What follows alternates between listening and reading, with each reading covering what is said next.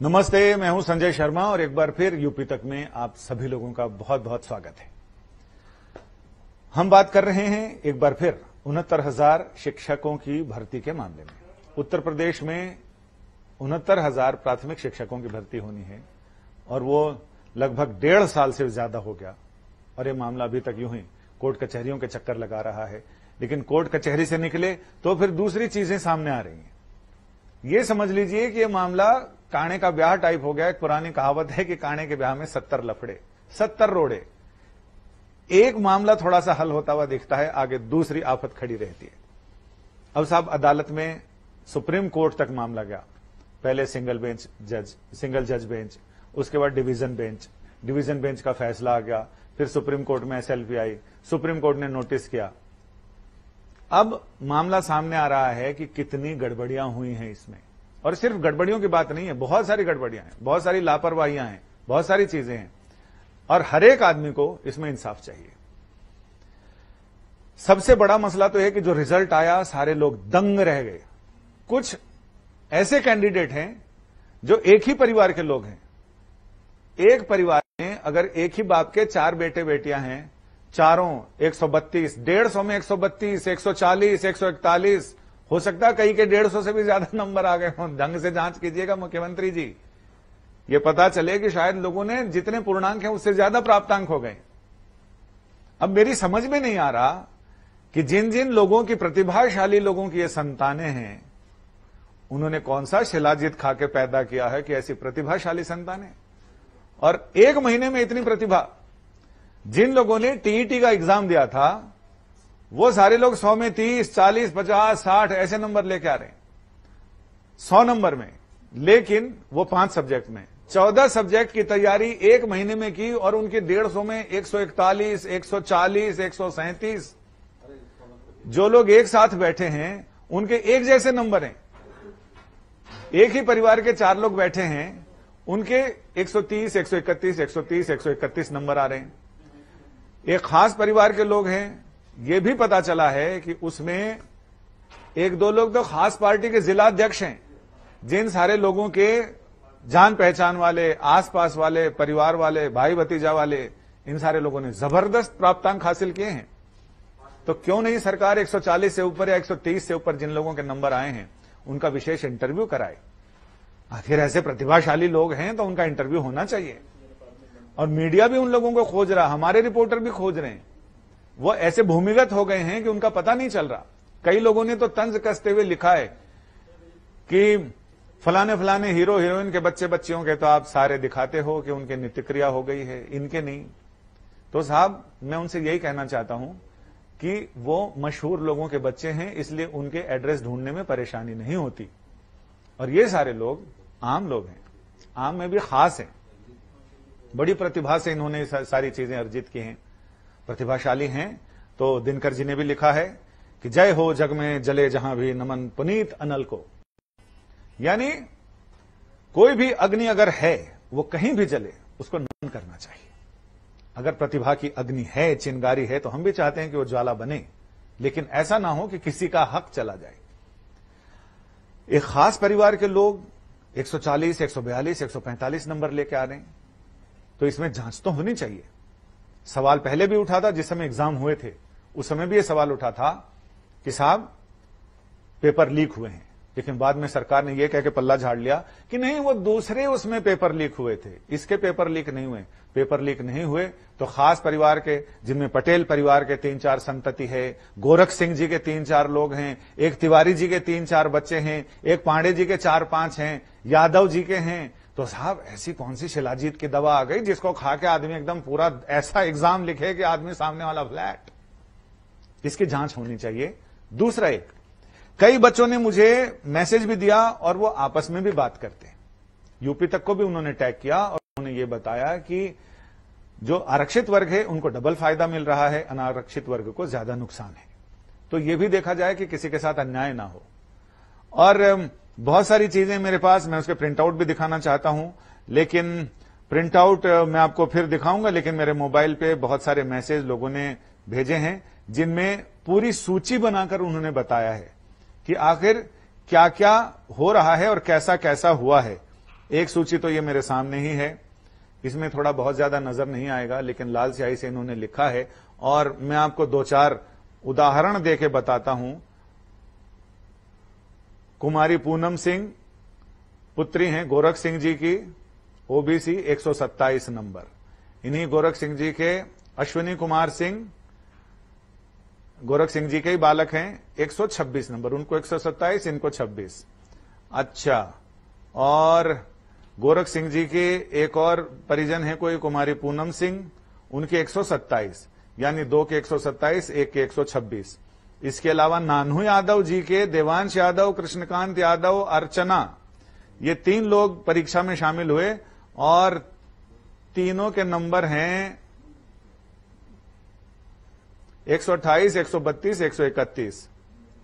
अब साहब ये तो जबरदस्त है कि एक पटेल साहब का परिवार है जिनके 4-5 लोगों के एक जैसे नंबर हैं।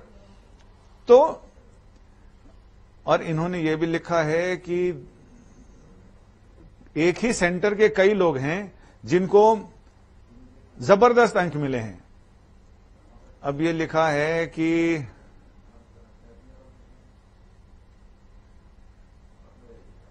एक ही सेंटर से लोग हैं जिनको 129, 125, 126 नंबर मिले हैं। इसमें पिताजी का नाम तो नहीं लिखा है, लेकिन संध्या यादव, राजकुमार मौर्य और महिमा, ये सारे लोगों का जिक्र इसमें है। कुछ लोगों ने यह भी कहा है कि जब टीईटी का एग्जाम दिया तो उनके शायद 100 में से बहुत कम नंबर आए। 1 महीना 1.5 महीना बाद सीटेट का एग्जाम दिया, उनके 140, 142, 145 कौन सी कुंजिका घोल के पी गए पता नहीं।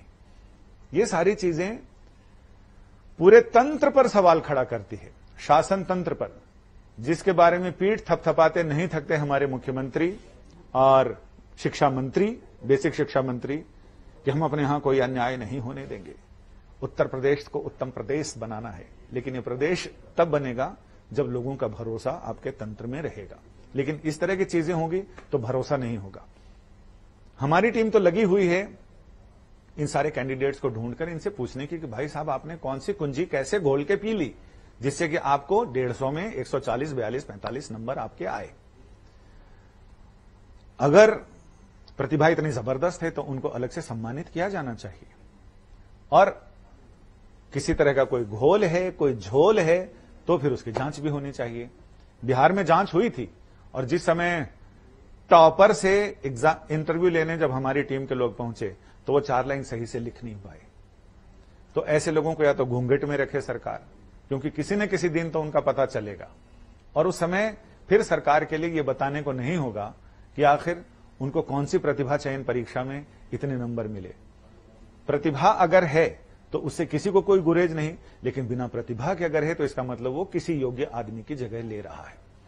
और जहां तक बात है 40-45% की, मैं इस मामले में व्यक्तिगत रूप से मैं इससे सहमत नहीं हूं कि एक 30, 35, 40, 45% अंक लाने वाला शिक्षक, उम्मीदवार शिक्षक हो और नई पीढ़ी को तैयार करे। अंकों की बात नहीं, अगर वो 4 लाइन अच्छे से साफ साफ लिखे, शुद्धता के साथ, गणित भाग के हिसाब आए, हिंदी अंग्रेजी अच्छे से हो, तो कोई दिक्कत नहीं है उनके हाथों में अपने नौनिहालों के कमान सौंपने में और भविष्य को उनके हाथों में रखने में। लेकिन अगर वो 4 पंक्तियां खुद शुद्ध से लिख नहीं सकते, बोल नहीं सकते, 2 और 2 4 का हिसाब नहीं लगा सकते, अंग्रेजी में भी हाथ तंग है, तो फिर आप खुद सोचें कि क्या आप अपने बच्चों को ऐसे शिक्षकों के हाथ में देना पसंद करेंगे। कोई दूसरा विभाग होता जिसमें एलडीसी, यूडीसी का मामला हो या कोई और मामला हो, उसमें तो आप कम प्रतिभा को भी चला सकते हैं, लेकिन ये शिक्षक का मामला है। शिक्षक पूरे राष्ट्र का गुरु होता है, पूरी एक पीढ़ी का गुरु होता है।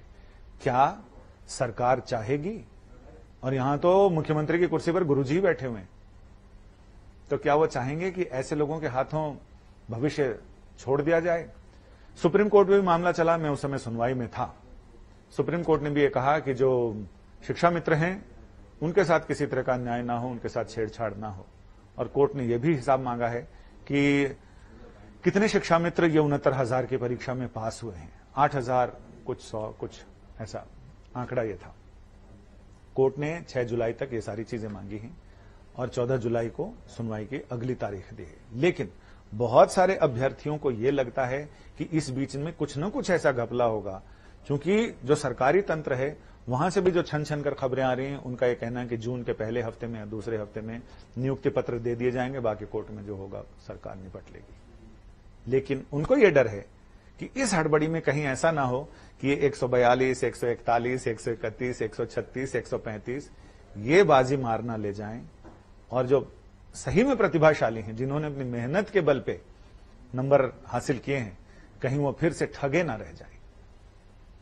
तो ये जिम्मेदारी हमारी तो है, हम तो वॉच डॉग हैं, लेकिन सरकार की ज्यादा बनती है जिनके नाम पर ये सारी चीजें चलती हैं।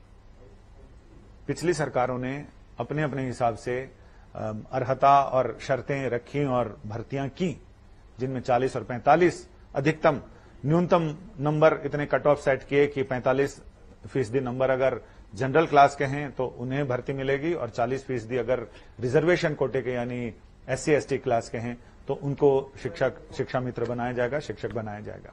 लेकिन अब की ये सरकार अगर 65 और 60% कट ऑफ रखती है तो मेरा मानना है कि ज्यादा प्रतिभाशाली लोग उसमें आने चाहिए। लेकिन ज्यादा प्रतिभाशाली के चक्कर में यह ना हो कि किसी खास पार्टी के खास जिलाध्यक्ष ने अपने प्रतिभा का इस्तेमाल करते हुए इन सारे लोगों को आगे बढ़ा दिया, तो ये नई पीढ़ी के लिए तो नुकसानदेह होगा। और इसमें हम अभी से, ये हमारी कोशिश है कि लोग जागरूक हों। लॉकडाउन चल रहा, लॉकडाउन का ऐसा फायदा ना हो जाए कि अगली सारी पीढ़ी का भविष्य ही लॉकडाउन हो जाए। इसमें सरकार की भी जिम्मेदारी बनती है, प्रदेश सरकार इस पर जरूर देखे और ये देखे कि सिर्फ प्रतिभाशाली लोगों को टिकट मिलना चाहिए यहां आने का, बाकी ऐसा नहीं कि कोई शॉर्टकट से या फिर क्या कहते हैं वाइल्ड कार्ड से कोई अंदर ना घुस जाए। और ये वाइल्ड कार्ड वाले लोग हैं, इनके ऊपर निगाहदारी रखना जरूरी है। अगर निगाहदारी ना हुए तो सावधानी हटी और दुर्घटना घटी, और ऐसी दुर्घटना घटेगी फिर नई पीढ़ी फिर कैसे निकलेगी। अभी जैसे निकल रहे हैं यूपी के प्रतिभाशाली लोग, फिर इससे भी ज्यादा प्रतिभाशाली निकलेंगे, क्योंकि जिस तरह से शिक्षक पास होकर आया है वो कोशिश करेंगे कि वो उनके भी विद्यार्थी, उनकी भी आगे वाली नस्लें वैसे ही निकलें। फिर सोच लीजिए भविष्य कहां रहेगा, राज्य का भविष्य, देश का भविष्य, और ये हम सारे लोगों का आपके ही हाथों में है। आपके हाथों में मतलब उत्तर प्रदेश सरकार के हाथों में। नमस्ते।